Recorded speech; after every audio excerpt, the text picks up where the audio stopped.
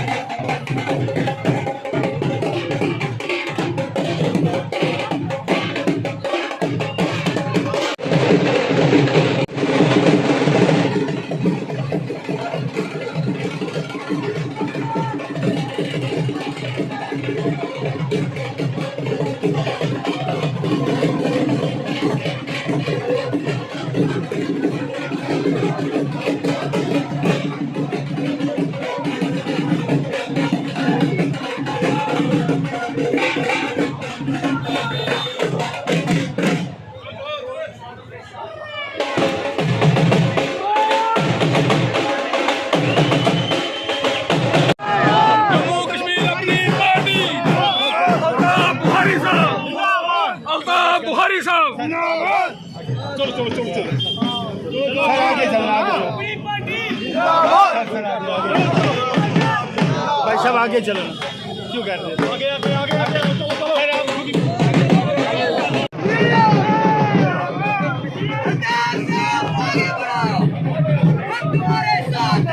भाई सब आगे चलो ना, आगे चलना, ठंडा यार उधर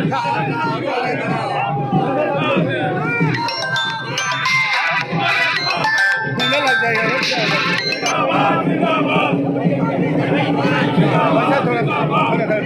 आप थोड़ा थोड़ा पीछे चलोगे ना,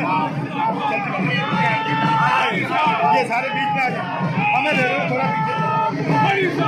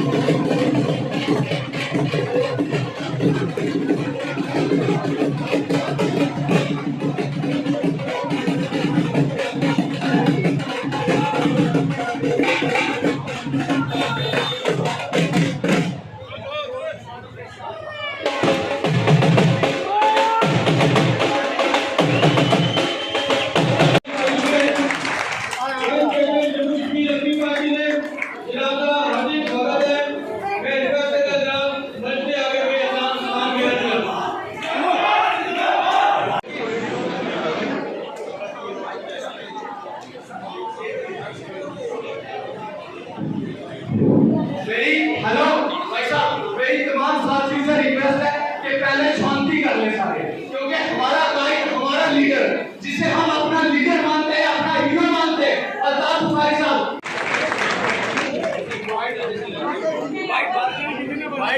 सबसे पहले पार्टी के प्रेसिडेंट हैं, उनका यहाँ स्वागत करता हूँ। और आप लोगों में सबसे जम्मू कश्मीर अपनी पार्टी, जम्मू कश्मीर अपनी पार्टी जिंदाबाद, बुखारी साहब जिंदाबाद, बुखारी साहब जिंदाबाद। नीचे नीचे माइक नहीं आएगी भैया। आए दिन देखते हैं कश्मीर में, इसी तरह जम्मू में भी हम आए दिन पब्लिक आउटरीच हमारा प्रोग्राम है। उसी में आज हम जम्मू ईस्ट कॉन्स्टिट्यूंसी में, ये जो तारीखी जम्मू का शहर है, इसमें आए थे। और मैं शुक्रिया अदा करना चाहता हूँ जम्मू शहर के लोगों का, जिन्होंने हमारा आज पुरपुताक इस्तकबाल किया। और मैं वादा करता हूँ इनको, इंशाअल्लाह जो हमारे अंधेरे के दिन हैं बहुत जल्दी ख़त्म हो जाएंगे। उजाला सुबह, नई सुबह होने वाली है, जहां हम इन रिवायती सियासी जमातों को, चाहे वो भाजपा हो, चाहे वो कांग्रेस हो, चाहे वो नेशनल कॉन्फ्रेंस हो, चाहे वो PDP हो, उनको उखाड़ फेंकेंगे। देखिए, मैं आपने सुना होगा, मैंने तकरीर में भी कहा, बदकिस्मती की बात है जब किसी कौम का यूथ सड़कों पे परेशान हो।